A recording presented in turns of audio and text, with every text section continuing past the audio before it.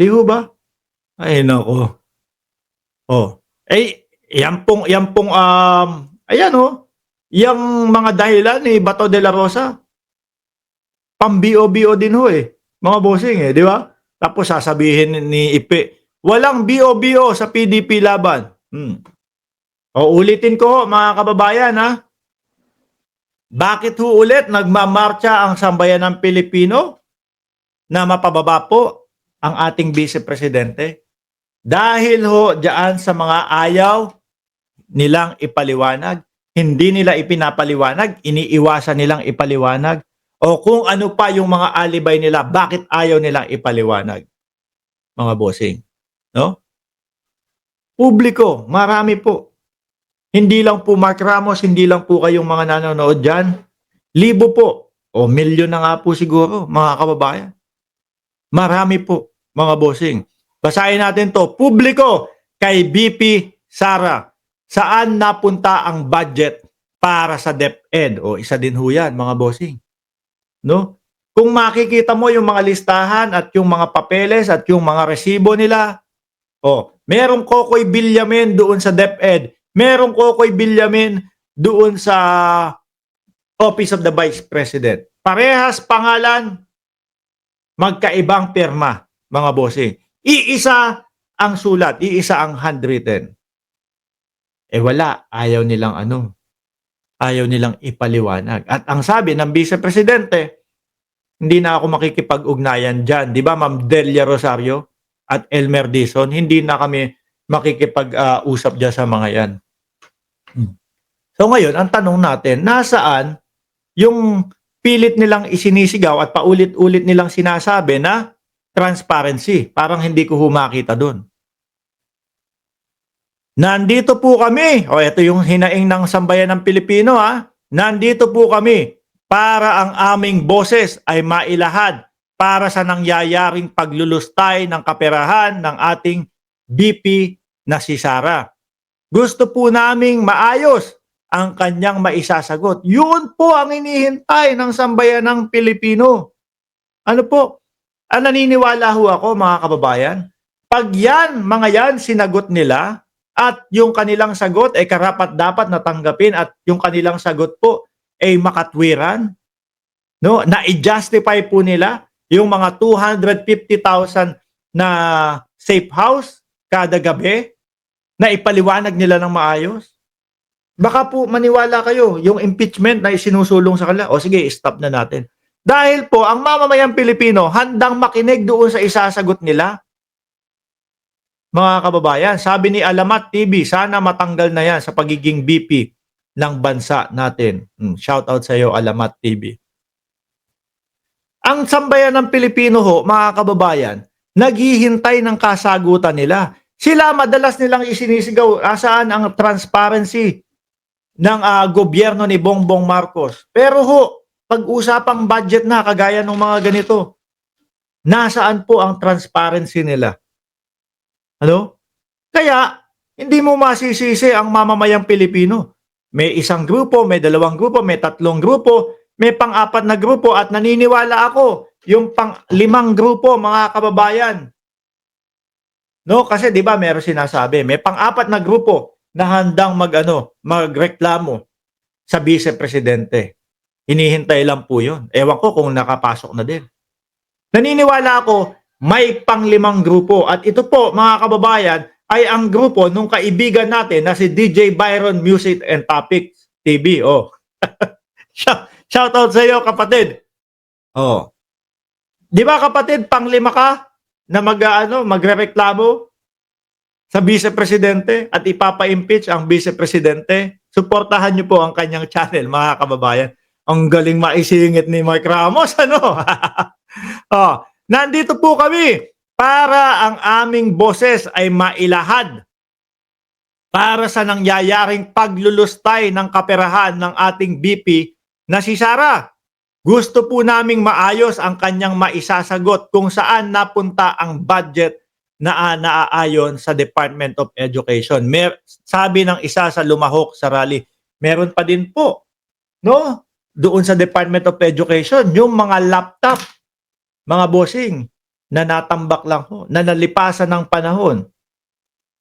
Oh, na sana po na-distribute agad upang magamit sa tamang panahon. Tamang panahon na binabanggit natin dito o sinasabi natin dito mga bossing, kumbaga, ang mga laptop po kasi kapag ka binili mo ngayong taon na yan, napakabilis ngayong taon na yan. Pero kapag ka yan, ginamit mo in 3 years time, in 4 years time, supot na ho yan, mabagal na ho yan, mga kababayan. Ano? Kaya nga po nandoon tayo sa era ngayon na kailangan upgrade. Ewan ko, itong iPhone, Diyos ko po. So, sa September, may lalabas na namang iPhone 17. Kaya nga po tayo nandoon eh. Madami pong mga laptop na natambak lang doon sa bodega. Hindi din po naasikaso. Di ho ba? Tapos wala tayong marinig na sagot sa kanila, mga kababayan. Merong sumasagot sa pangunguna ni Bato de la Rosa, pero yung sagot naman po pang grade 1. Ano po? Halatang halata mo na may gusto din pagtakpan. Meron diyan mga piatos. Alam namin mga piatos diyan. May-ari ng lupa na piatos sa ganitong lugar. Gusto lang po nilang isaksak sa isip ng mamamayang Pilipino. Merong mga piatos. Pero ang tanong kasi ng mamamayang Pilipino, meron bang Mary Grace Piatos talaga? Magkaiba po 'yun, no? Pero pagka po ulit sa ating utak, merong mga piatos at hindi mo na inanalisa, iisipin mo, meron naman palang mga piatos eh. Pero kung i-analyze mo ng maigi, Mary Grace Piatos ang hinahanap. 'Yun lang ang dapat ilabas, mga bossing. 'Di ba? Shout out sa pamilya Ribas at Matutino. Shoutout po sa inyo. Salamat sa panonood dito sa Mark Ramos Channel. Ferdinand Marquina, agree ka na kailangan mapababa na ang Vice Presidente? Naku ho, mga kababayan. Hindi ho ako magkakaila sa inyo. Isa po ako sa dating sumusuporta sa mga Duterte, mga bossing. Pero, nung nakita ko na po, mga bossing, wala sablay. No? Ramdam mo sa kanilang gustong agawin ulit at yung tipo hubang napasarap na sa upuan. Kaya ngayon, saglit lang na hindi po nakaupo o hindi sila yung nasa tuktok, nagmamadali ng makuha ulit. Di ho ba, mga bossing? Yung tipo bang, sige, presidente na kami ang nasa taas, no? Yung tipong nawala sila pansamantala, na dapat nga sila yung susunod diyan. Kung hindi ho sila nagmadali, buti nagmadali. Naliwanagan tayong mamamayang Pilipino kung ano yung mga irregularidad sa panahon nila. Kung hindi ho nagmadali at nagtahi-tahimik lang, naku, malamang po sa alamang mga bossing, yung susunod nating presidente, Inday Sara Duterte, mga kababayan. Bakit to? Kasi yun yung pattern dati, no? Yun yung sinusundan natin. Sabi pa natin, no, ayayabang pa natin nung ibuo pa yung unity. Yang mga dilawan, sa susunod na mga next 100 years na makakaupo, yung mga mga politiko niyan. Ganun pa tayo dati, ano? Yung pala, unang bibira sa ating Pangulo. Etong mga DDS na mga kakampi natin dati. Di ho ba, mga bossing? Kung nagtahi-tahimik yan at sumunod sa pattern, naku, yari tayo. Dahil kasi, sige, okay, gusto natin ng continuity kay Pangulong Bongbong Marcos at alam naman natin, kakampi natin si BP Sara. Sige, boto na yan. Buti na lang ho, nagmadali sila at buti na lang ho, mga kababayan, nakita natin na gustong-gusto nilang maagaw at pabagsakin ang gobyerno. Agad-agad, real quick, mga bossing. Di ba? Ay, nako, akala nyo ha? Buti, lumitaw agad. Kung hindi ho, yari tayo ng 2028 niyan.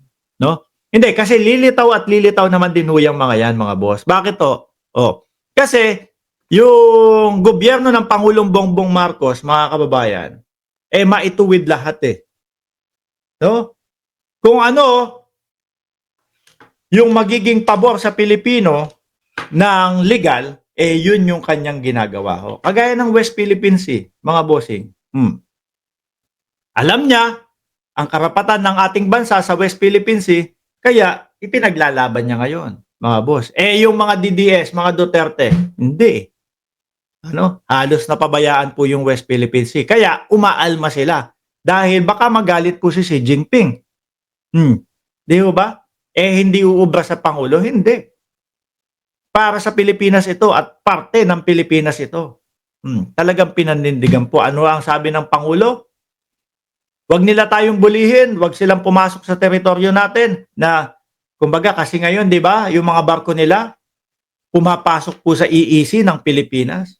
Dati po nung dating Pangulong Duterte, mga helicopter nila pumapasok sa teritoryo natin. Sasabihin ng dating Pangulo, helicopter lang naman 'yan.